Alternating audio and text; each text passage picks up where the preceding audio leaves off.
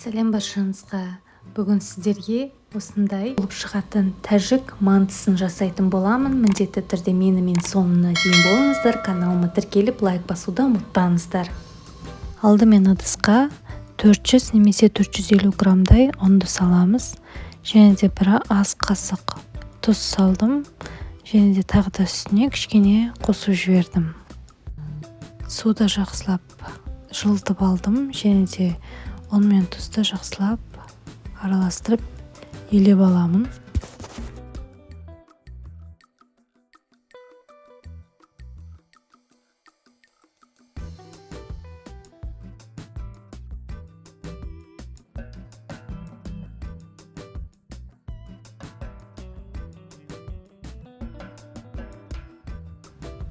Қамырды жақсылап елеп алдым. Өздеріңіз көріп тұрғанда осындай жұмсақ болып шығуы қажет. Және енді осы ыдысқа қоямыз. Ендігі кезек фаршқа кірісеміз. Бірінші осылай фаршымызды салып аламыз. Осындай пиязымызды тураймыз.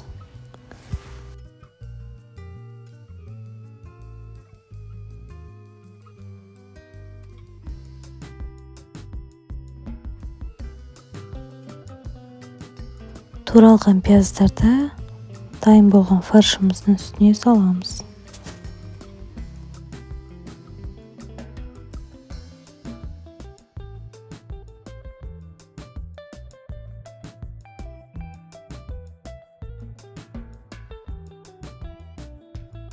Ал енді картоптарды осындай жұқа қылдырып, төртбұрышты қылдырып турап аламын.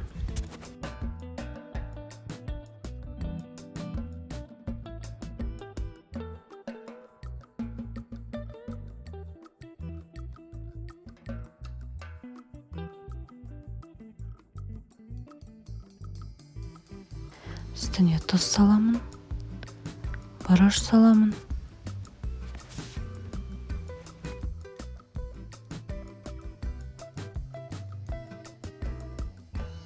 Приправалар саламын.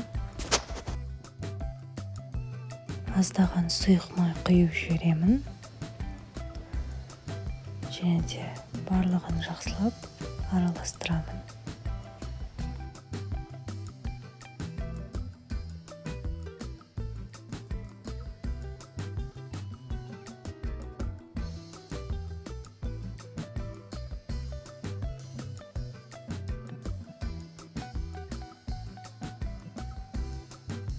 Және де міндетті түрде аздаған су құйып жіберіңіздер. Сол кезде фаршыңыз өте сочный болады.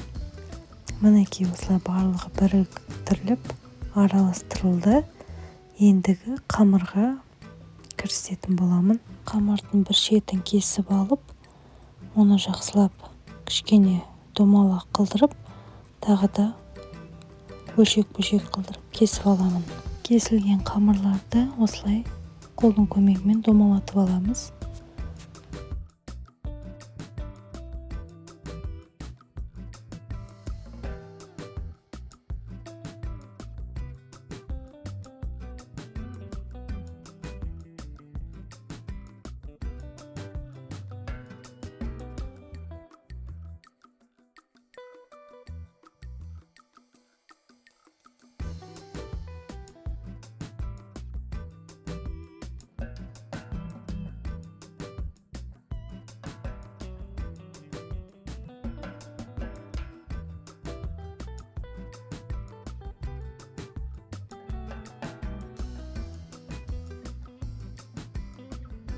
Қамырларды барлығын біркелкі қылдырып, артық жерін алып аламыз да басқа қамырға қосып жібереміз.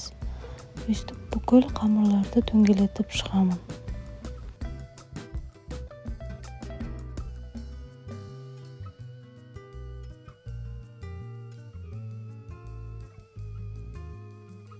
Қамырлардың барлығын біткеннен кейін осындай пищевая пленка немесе целлофанмен осылай жауып қоямыз. Беті кеуіп кетпеуі қажет.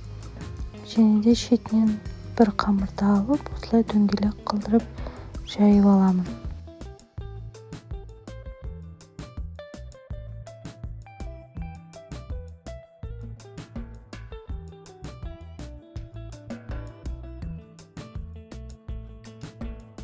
дайын қамырдың ішіне фаршты саламыз. Артық болса артығын алып тастаймын. Және де шеткі жағынан ұстап осылай жасап шығамын. Міндетті түрде сіздер де тура солай жасаңыздар. Шеткі жақтардан гармошка жасағандай қылдырып бір-бірлеріне етеміз. Ортаңғы бөлігі ашық болу керек. Сонда сіздерде осындай тәжік мантысы шығады. Қалған қамырларды тура солай жайып, жаңағындай гармошка қылдырып біріктіріп жасап шығарамыз.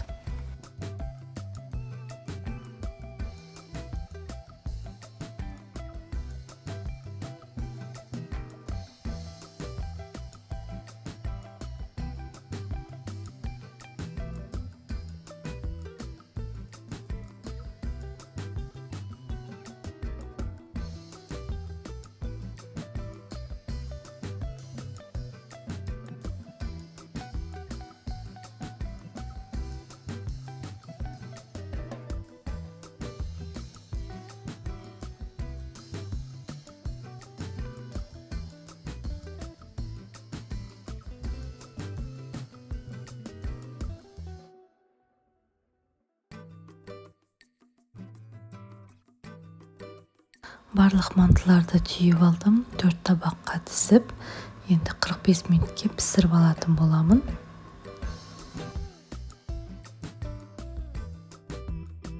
Біздің тәжік мантысы дайын болды. Осындай дәмді болып, керемет болып, және де ең бастысы сочный болып шығады. Каналыма тіркеліп, лайк басуды ұмытпаңыздар. Сіздерге ас болсын. Сәлем баршаңызға, каналыма қош келдіңіздер. Бүгінгі сіздерге осындай үй жағдайында дайындалатын лаваш рецептімен бөліскім келеді. Алдымен каналыма тіркеліп, мені қолдап тіркеліп кетіңіздер. Және де мені видеомды соңына дейін көріп, менімен бірге жасауды ұмытпаңыздар. Алдымен бізге қажет өте оңай рецепт. Ұнымыз керек. 300 граммдай ұн және де 2 үлкен ас қасық сұйық майымызды құямыз.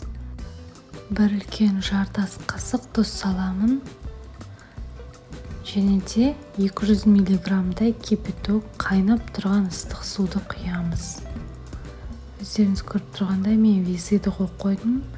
Және де 200 миллиграмм құйып жатырмын. Жақсылап бүкіл қамырды біріктіріп етіп араластырып аламын.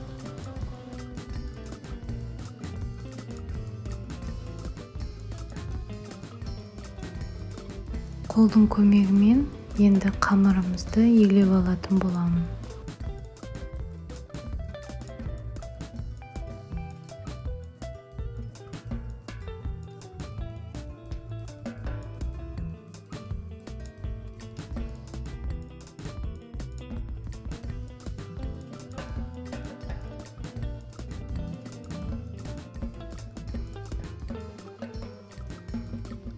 Қамыр толығымен дайын болды. Осындай жұмсақ болып шығуы қажет. Енді қамырымызды қойып, үстіне пищевая пленка немесе салафанды қойып, 15-20 минутке қоюымыз қажет үй температурасында. 20 минут өтті. Ендігі қамырымызды қолдана берулерімізге болады. Осындай күшті жұмсақ болады. Бірінші осы қамырларды осылай бірте қылдырып кесіп аламын. Менде осындай қамырдан 12 штук шықты. Барлығын тізіп шығамын. Және де оны сеуіп қамырымызды жаямын. Жұқа қылдырып жаю қажет, себебі нанымыз піспей қалуы мүмкін. Шикі болып қалуы мүмкін. Сондықтан жұқа қылдырып жаямыз.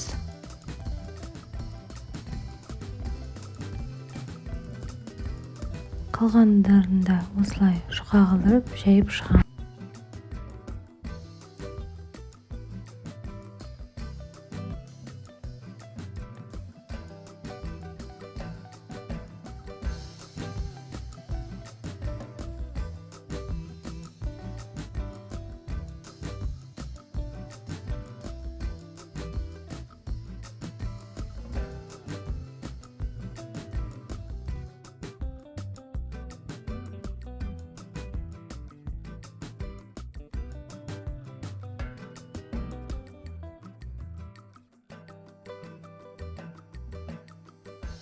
Қызып тұрған табаға сұйық май еш нәрсе жақпаймыз. Жаңағы домалақ қылдырып жайып алған қамырларымызды бір-бірлеп саламыз. Осылай қамырларымыз көтеріліп, екінші жағында қуырып аламыз.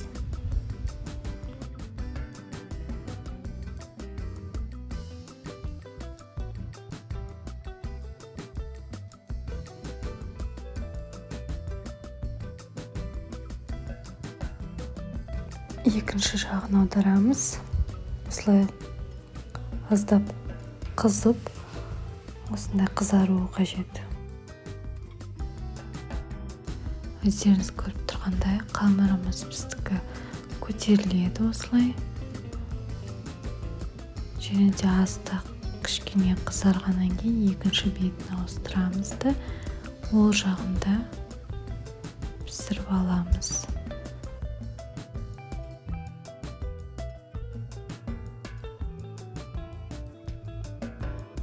Тура солай қалғандарында істеп шығамыз.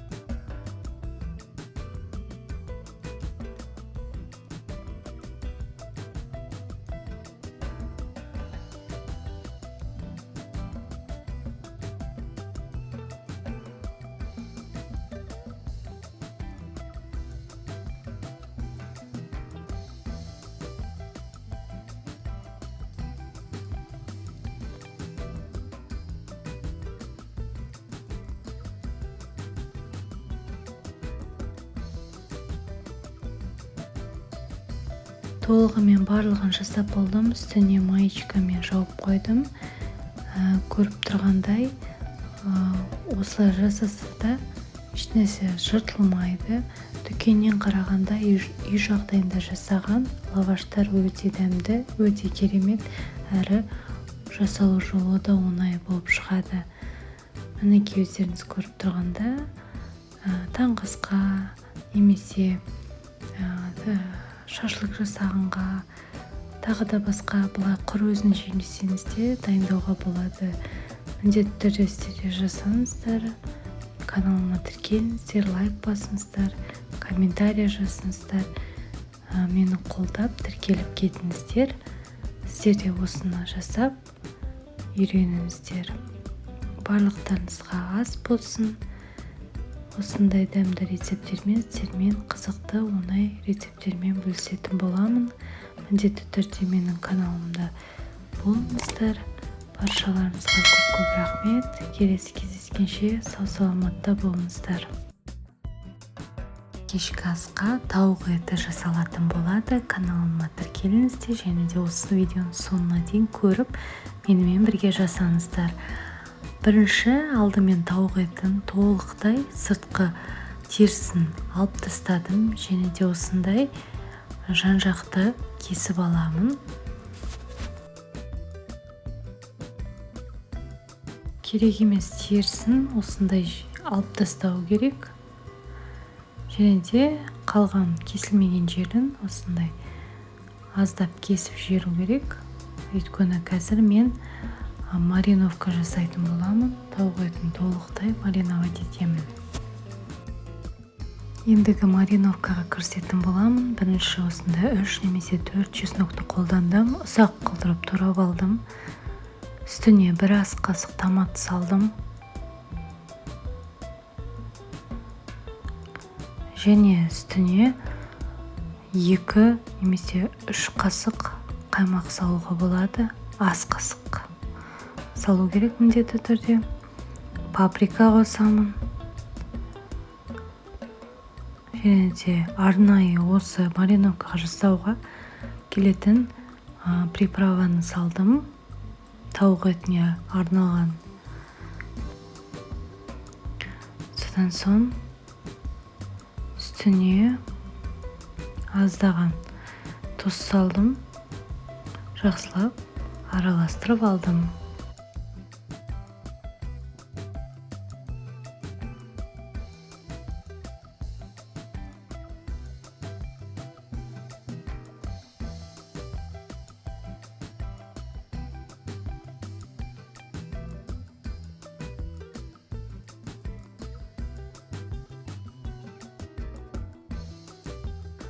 Тауықты алып, енді оның үстіне дайындалған мариновканы толығымен жағып шығамын. Бүкіл жеріне жағу керек. Және де ол міндетті түрде бір 20 минут деймі толықтай сіңуі қажет. Бүкіл жеріне жағамыз. Жаңағы кескен жерлеріне де ашып, сол жерлеріне сіңуі қажет.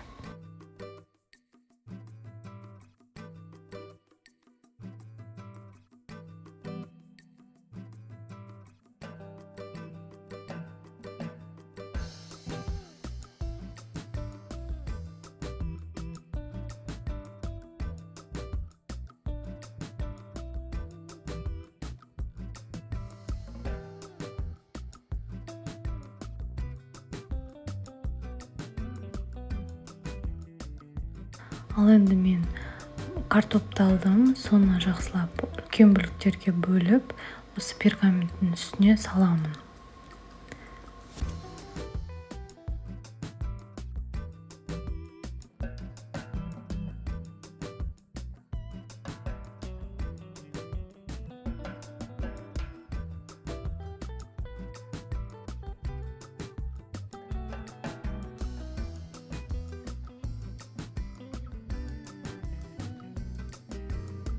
Енді баклажандарды үлкен бөліктерге бөліп, 4 бұрышта қылдырып, кесіп пергаменттің үстіне саламын.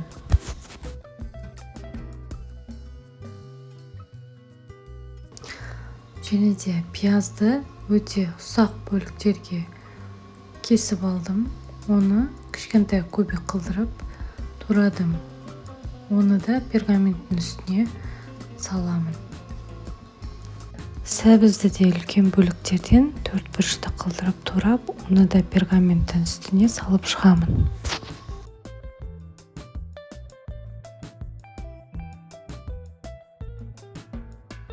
Барлығын турап болған соң үстіне сұйық майды құямын. Үстіне паприка саламын.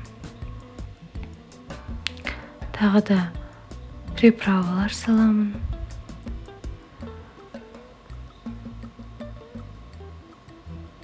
Бұрыш саламын, және де тұз саламын. Ендігі барлығын жақсылап араластырып аламын.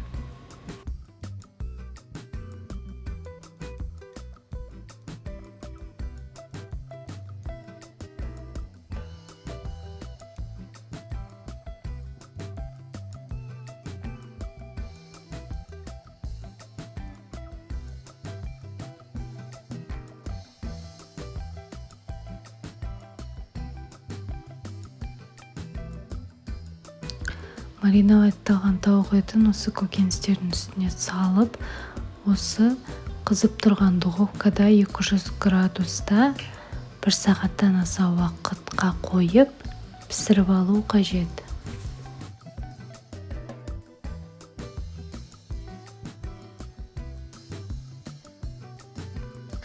Осындай тамаша болып шығатын тауық етіміз және көкөністеріміз дайын болды. Сіздер де жасаңыздар, каналыма тіркелуді ұмытпаңыздар.